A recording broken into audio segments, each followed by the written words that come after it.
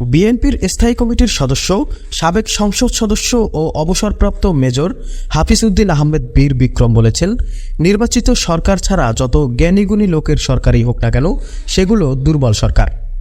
আজ সোমবার বেলা 11টার দিকে বরিশাল সাইবার ট্রাইব্যুনাল আদালতের মামলায় হাজিরা দিয়ে বেরিয়ে এসে সাংবাদিকদের সাথে আলাপকালে তিনি আরও বলেন, বর্তমান অন্তর্বর্তীকালীন সরকার নির্বাচন সংক্রান্ত যেসব সংস্কার রয়েছে তা দ্রুত সম্পন্ন করে চুক্তিসঙ্গত সময়ের মধ্যে নির্বাচন দেবে বলে আমি শতভাগ বিশ্বাস করছি।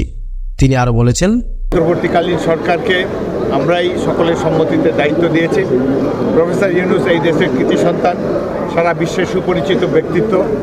আমরা আশা করি যে তিনি তার উপর আর অর্পিত দায়িত্ব, তার এই উপদেষ্টা পরিষদ সহ এই দায়িত্ব পালন করবেন। এই সরকারের প্রধান কাজ হলো একটি নির্বাচিত সরকারের কাছে দায়িত্ব হস্তান্তর করা।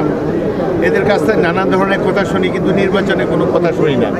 সাম্প্রতিককালে দু-এক দিন ধরে একটি সার্চ কমিটি গঠন করা হয়েছে এবং গতকাল মাননীয় প্রধান উপদেষ্টা বলেছেন যে শীঘ্রই এই নির্বাচন কমিশন গঠন হবে। নির্বাচন কমিশন যদি প্রথম 15 দিন বা 1 মাসের মধ্যে গঠিত হতো, তাহলে ইতিমধ্যে নির্বাচনী অনেক কর্মকাণ্ড এগিয়ে যেত, আমরা অত্যন্ত সন্তুষ্ট হতাম। আমরা বলেছি যুক্তিযুক্ত সময়ের মধ্যে নির্বাচন চাই।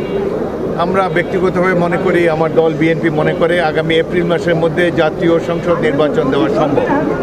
আমরা আশা করব নির্বাচন সংক্রান্ত যে সকল সংস্কার করা প্রয়োজন নির্বাচন সংক্রান্ত, সেগুলো দ্রুত বর্তমান অন্তর্বর্তীকালীন সরকার করবেন এবং তারপর নির্বাচন দেবেন।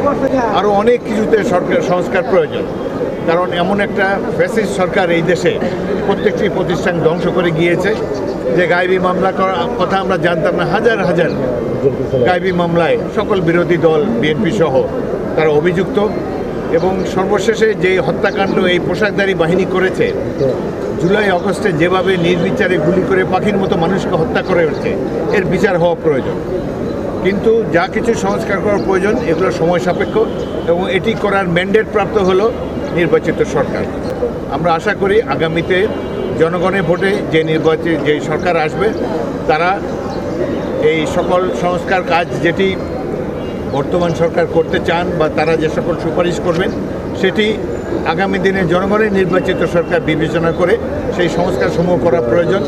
এই সংস্কারের যৌক্তিকতা আছে। আমরা মনে করি বাংলাদেশের সমাজদেহে রন্ধে রন্ধে যে ধরনের অন্যায়, অবিচার এবং ক্ষমতার লোভে পিষ্ট দুর্নীতিবাজরা রাজনীতির যে ব্যাপক দুর্নীতি করে গিয়েছে, সেই জন্য অবিলম্বে তাদেরও বিচারের আওতায় আনা উচিত। আমরা আশা করি প্রফেসর ইউনূসকে আমরা সমর্থন দিয়েছি, সামনেও সমর্থন দেব, তার উপর আমাদের আস্থা আছে।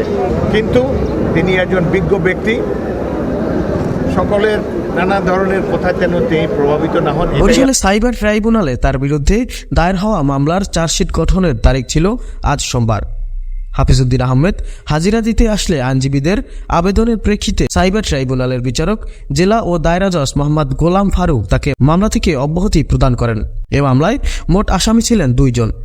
2018 সালের 10ম জাতীয় সংসদ নির্বাচনের সময় ভোলার বদরপুর ইউনিয়ন আওয়ামী লীগের সভাপতি ফরিদুল হক বাদী হয়ে এই মামলাটি দায়ের করেছিলেন।